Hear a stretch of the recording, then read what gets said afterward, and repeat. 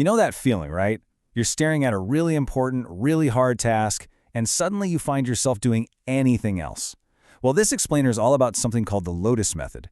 It's a pretty amazing framework that's designed to help you override that resistance and actually get the hard things done. Huh, does that sound familiar? It's like the official slogan of procrastination, isn't it? It's the little lie our brain tells us. And then, suddenly it's 2 in the morning, you're surrounded by snack wrappers, and you've somehow spent the last hour researching why pigeons bob their heads when they walk. But what if I told you that this isn't really your fault? So let's just get this straight right now.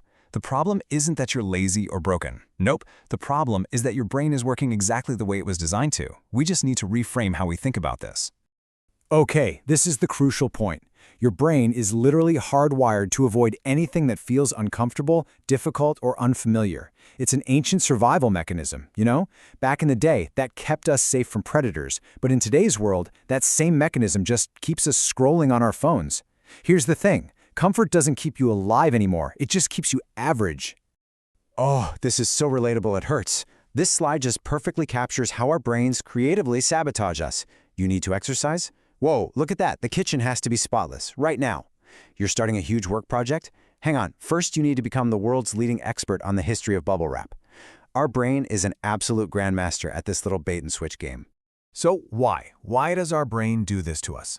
Well, it's not random. It's actually a deep-seated biological pattern. And to really get it, we need to meet our inner monkey mind. This concept, it comes from Buddhism, and it perfectly describes that internal chaos we all feel. It's the part of your mind that is basically allergic to effort.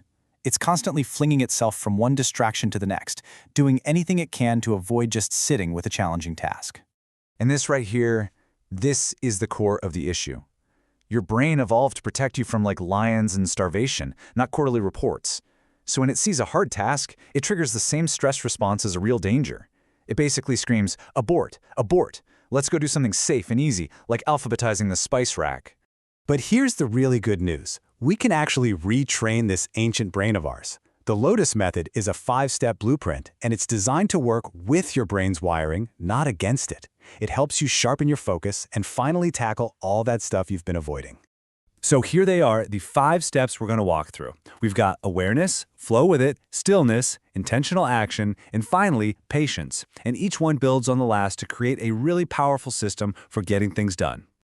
All right, step 1 is all about catching your brain in the act. So the next time you feel that pull to check Instagram right before you start working, just pause.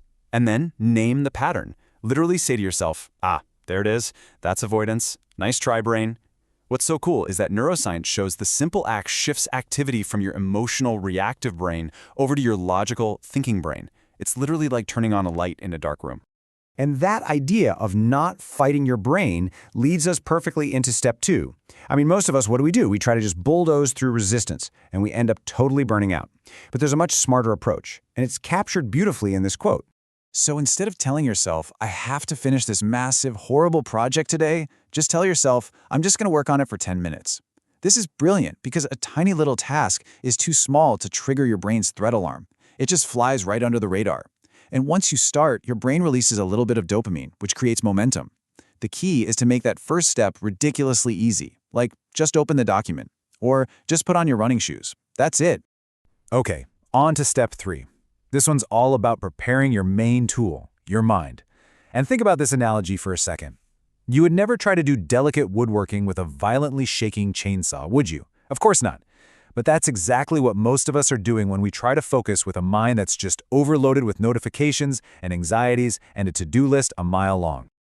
And the fix, it doesn't require hours of meditation in some mountain monastery. It starts with just 5 minutes. Seriously, 5 minutes a day of just sitting quietly. No phone, no music, no podcasts. Just you breathing. Just existing for 5 minutes. And the science on this is super clear. Stillness lowers the stress hormone cortisol, and it actually increases alpha brainwaves, which are linked to creativity. Think of it like this. It lets the muddy water of your mind just settle, so you can see things clearly. A calm brain sees a hard task as a puzzle to be solved, not a threat to run away from. Okay, so now your mind is sharp, it's calm, it's ready. It's time for action. You know, Shaolin monks don't learn every single move at once. They perfect one punch, then the next. You got to do the same thing with your work. Pick your single most important task for the day and give it your absolute undivided attention for about 25 to 50 minutes. No switching tabs, no checking messages, just deep, single task focus. This brings us to our final step. And honestly, this might be the most difficult one of all. Patience. There's a reason this whole thing is named for the lotus flower. It grows in muddy water, slowly pushing toward the surface before it finally blooms. You can't force it. You can't just yank it open. And guess what? Your personal growth works the exact same way. Think of it like compounding interest. You make these small, consistent deposits of effort, and for a long time, it feels like absolutely nothing is happening. And then, all of a sudden, everything clicks. So the practical way to do this is to focus on and celebrate the daily effort itself, not just the final outcome. Just trust that each small action is part of that bloom. So, when you put all of these pieces together, you start to create this really powerful shift. You begin to move from a state where hard work feels like total torture to one where it actually feels like a triumph. This is your path to leveling up. All right, let's do a super quick recap, a little cheat sheet. Number 1, catch your brain's little scam. Number 2, flow, don't fight, start small. 3, practice stillness every day to sharpen your mind. 4, focus on one slice at a time. And number 5, be patient and trust the bloom. Ultimately, this method completely transforms your relationship with difficulty. Hard things stop being these things you have to dread. They become the evidence that you're leveling up, that you're getting stronger and more capable. They become proof that you are in the process of blooming. Now look, your brain will resist this at first, but with practice, it'll start working for you instead of against you. So I'll leave you with this question. Using this method, what's the one hard thing you're going to tackle today?